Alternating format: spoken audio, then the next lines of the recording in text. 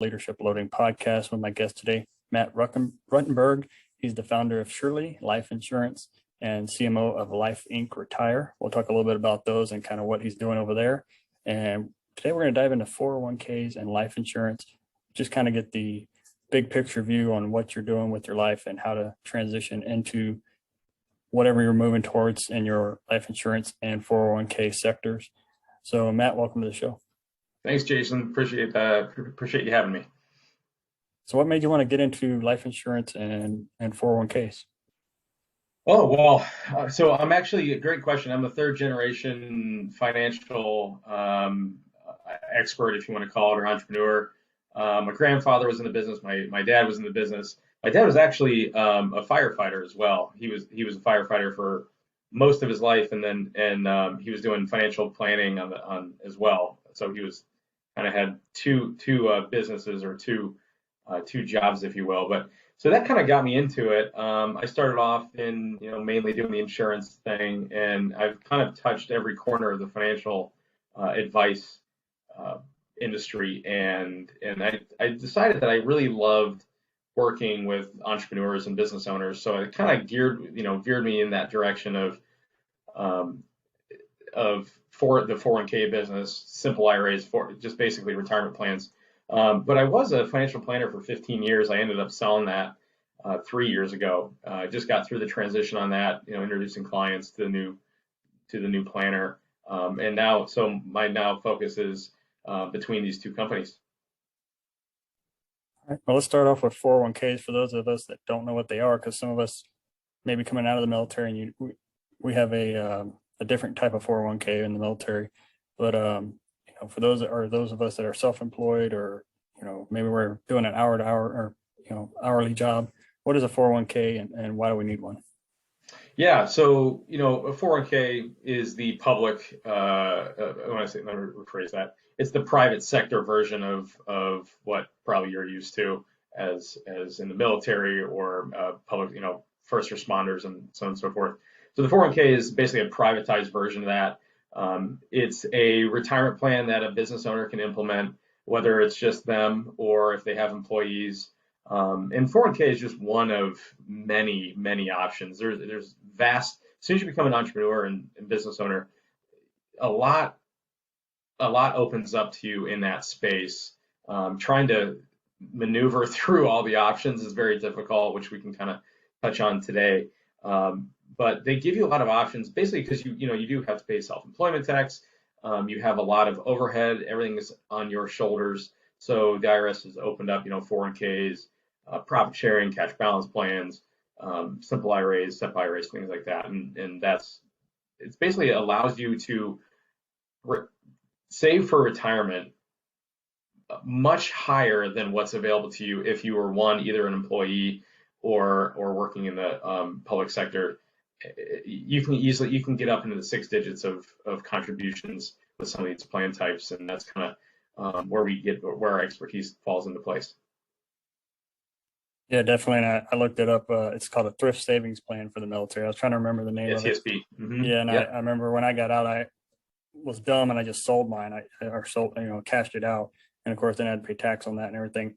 And so I probably should have rolled it over into a 401k, but I was unemployed at the time that's what this whole leadership loading is about, getting into a new career or moving into it. But so I cashed it out, and I guess I could have put it in some other kind of retirement.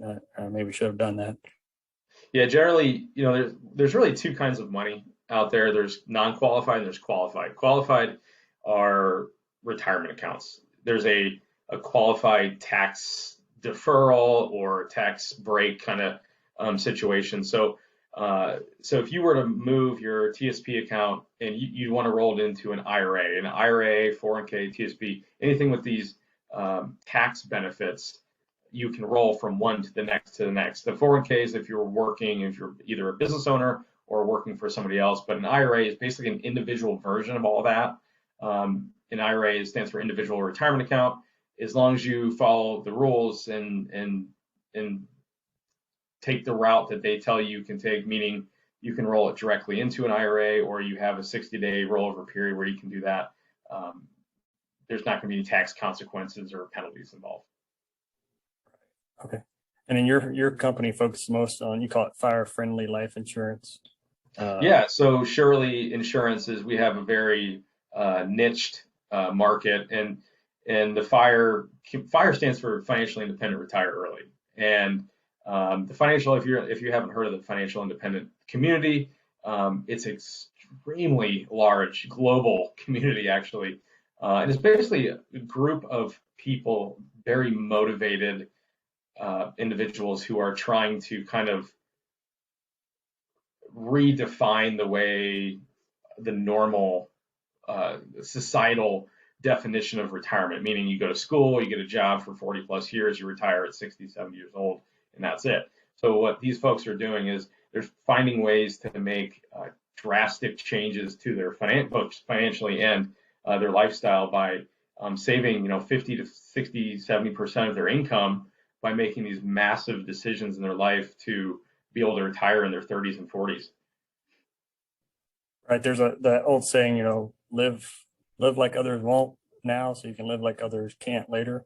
100%. Yeah. Yeah. That's exactly what it is.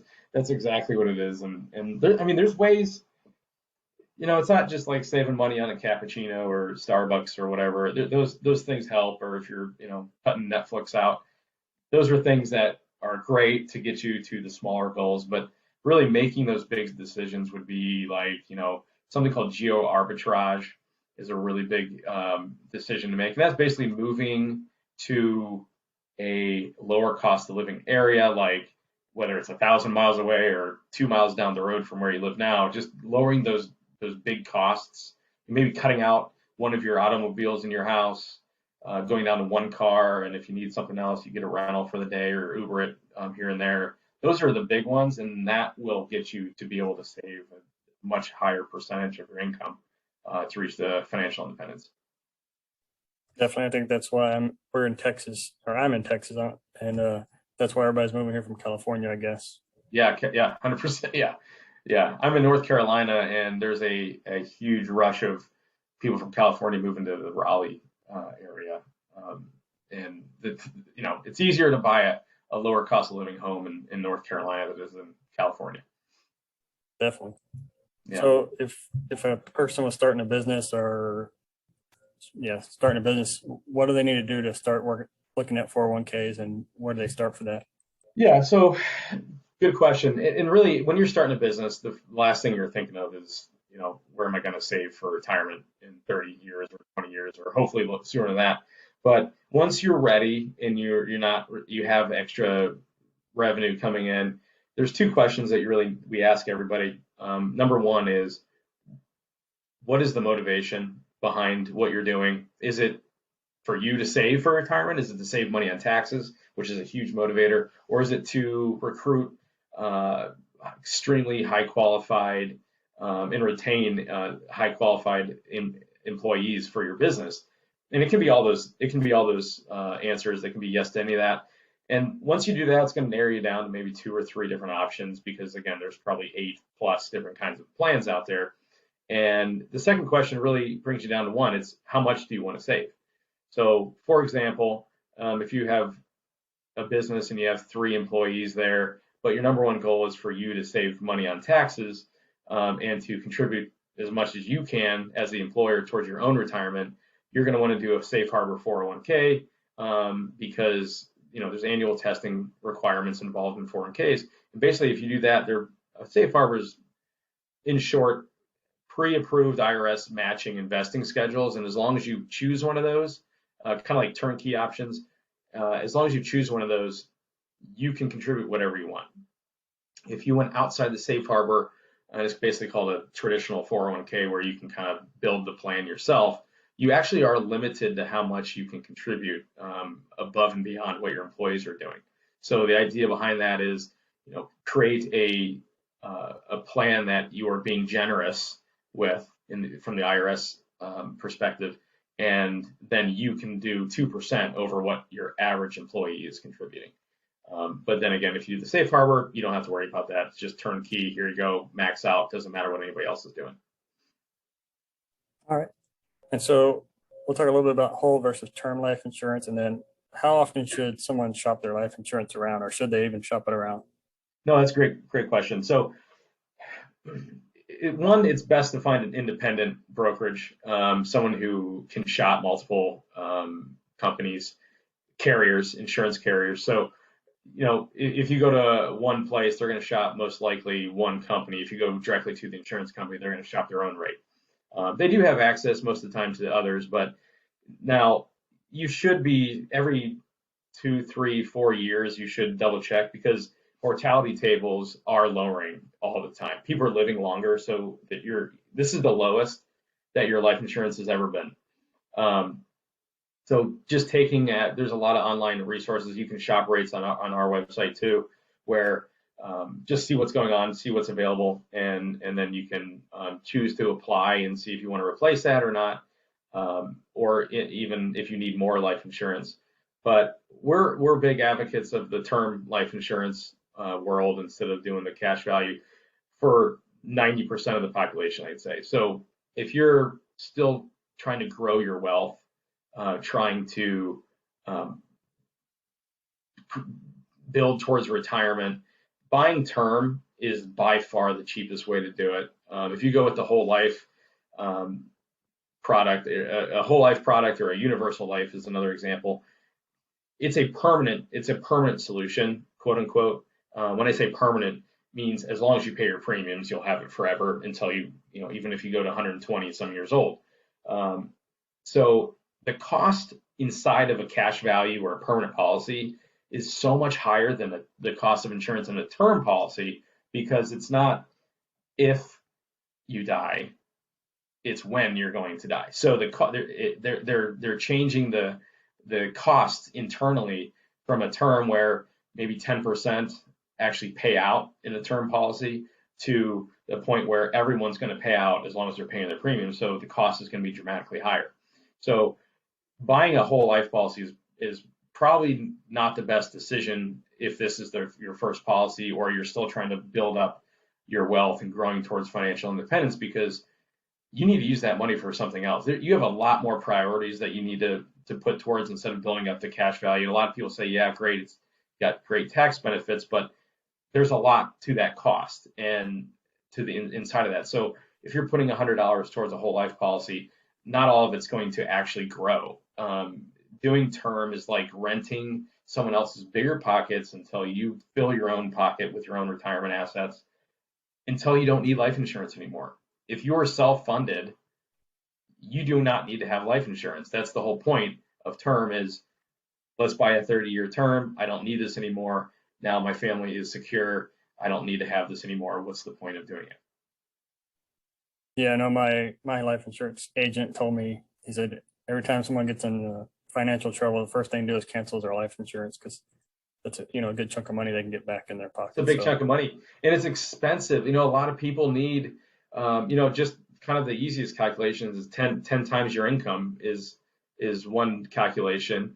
The other calculation is if you are financial independence, the definition is your assets are paying your annual expenses year after year after year. So the 4% rule or 25x rule, for example, if you have a $50,000 a year budget for your expenses, 25x, 25 times 50,000 or 25 times 40,000 is how much life insurance you need, or what is that amount of money that you need to save for retirement to be able to pay your expenses. And the 4% rule is you have, let's say, $2 million, you are going to withdraw 4% of that, and that is how much money you can expect to withdraw in retirement.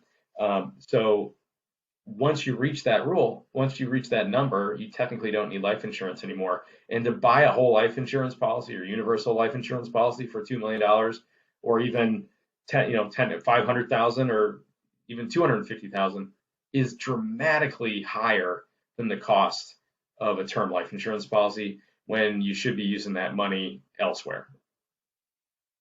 Yeah, and that kind of brings us all full circle back to the leadership aspect and being a financial leader of your own money. Because if you plan all this ahead of time, say you're going to go for a new job, you can calculate in that salary.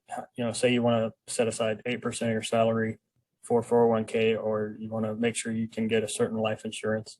you can make that as your bargaining chip before you come in. Say, well, I need 8% more than what I'm making now, so I can put that into my 401k. Yeah. What kind of life insurance do you guys have? Through my full time, like I said, I've got a pretty good life insurance. So those are things we need to look at as leaders moving into the sectors that we're into. Yeah, and that actually brings up a good point with insurance that's offered with work, and usually a lot of times it's very affordable, and it's a great because your cost is averaged out amongst everybody at your company, especially if it's a larger company, it makes it even better. However, if you're in a smaller company and you have a small group of people and you may be the youngest there, your cost might be a little bit higher. But the other downside to only relying on that is if you leave your job, 9 times out of 10, you are not going to be able to take that insurance with you. So you're hoping that you have a life insurance option at the next step. And if you don't, having that private life insurance is really, really important. And it's so easy to find and get under life insurance these days because the underwriting technology is incredible. You can get insured within 10, 15 minutes now with going through the underwriting process with many, many insurance carriers. And then doing the blood and urine and physicals that they come out to your house, that's kind of last resort. If they need to come out and get another set of eyes on you, that's there. But it's so easy to get life insurance these days. It's really, and not having it is there's hard to find an excuse to not have it if you need it. Definitely. All right. So if I had 1 minute to chat with you on the sidewalk or we're passing each other, what would you give me for a leadership tip? Yeah, leadership. Okay, so I'm going to take this from the business perspective, and I learned this the hard way myself. Was focus on your superpower. A lot of people try to wear all the hats, and a lot of people try to do things that they're weaknesses. And in school and things that we focus on the areas that we aren't very good at because we want to increase that level. Yes, one thing is do something that nobody else likes to do. That's a good business model. But at the same time, do what you're really good at and then outsource or find help for everything else. And that way the growth will compound much faster than focusing on the negative, on your lesser strengths. Definitely. That's why I have someone edit the podcast or clean up the audio on the podcast because I'm the talker. Right. I can't sit there and listen to it 5 times and make sure the audio sounds good. Right. I know. I feel your pain. Yeah. All right. Well, how can we find you if we want to get a hold of you? Yeah. Well, so I have I just started my TikTok channel. So at Matt_Ruttenberg is my TikTok. I have all things fire, entrepreneurship. And then you can find the 401k business is 401k.expert. You can go on there. There's something called the evaluator that we've built where kind of goes through those 2 questions that we talked about before, and also a few others to help narrow down what's available and what's the best option for you. And then if you want to shop life insurance rates, go ahead and head over to SureLI.co. That's SureLI.co. And you can go through the questionnaires that we have that show you exactly how much life insurance you need, and then get a quote from a carrier that can, a term carrier that'll get you pointed in the right direction. Sounds good. Well, Matt, thank you for coming on the show today. Thanks, Jason. Appreciate it. There are thousands of leadership and management podcasts to choose from. We're glad you chose the Leadership Loading Podcast, a Go Heroes production. If you'd like to support Go Heroes Inc., visit www.goheroes.org. And with that, it's time to wrap up today's show. Thank you so much for listening. We sincerely hope you liked it. Don't forget to like, subscribe, and share this podcast with your family and friends. Let's all grow together. Thanks for listening to the Leadership Loading Podcast. Leadership inspired.